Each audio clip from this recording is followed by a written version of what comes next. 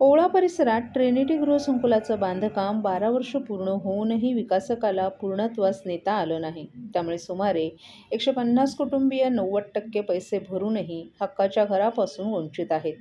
आमदार संजय केळकर यांनी याबाबत पुढाकार घेतला असून आर्थिक गुन्हे शाखेत तक्रारही करण्यात आली आहे.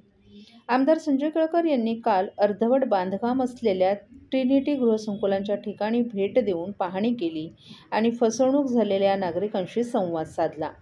यावेळी ठाणे जिल्हा हाऊसिंग फेडरेशनचे अध्यक्ष सीताराम राणे देखील उपस्थित होते.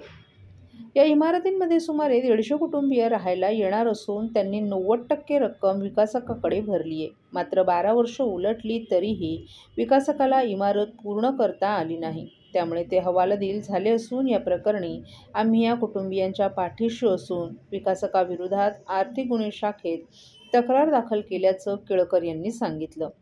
विकासकाला बांधकाम पूर्ण करण्यासाठी मुदत दिली आहे. त्यावेळेस बांधकाम पूर्ण नाही झालं तर पोलिसांच्या मदतीने विकासकाला तुरुंगात खडी फोडायला लावू आणि स्वयंपुनर्विकासाचा मार्ग अवलंबू असं केळकर यांनी सांगितलं.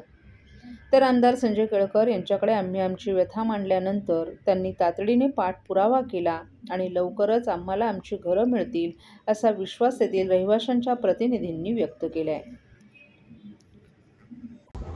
जवळजवळ 12 वर्ष यांनी वनवास भोगलेले लोक आहेत. त्यांची आज प्रतिनिधी या ठिकाणी या बिल्डिंगच्या इथे थांबलेले. बिल्डरने फसवणूक केलेली आहे. जेव्हा त्याचा ताबा द्यायला पाहिजे तर तो ताबा दिला नाही आणि त्याच्यामुळे यांनी एकजुटीने या ठिकाणी हा लढा सुरू ठेवलेला आहे आणि या लढ्यामध्ये मी त्यांच्या बाजूने आहे, त्यांच्या पाठीशी आहे.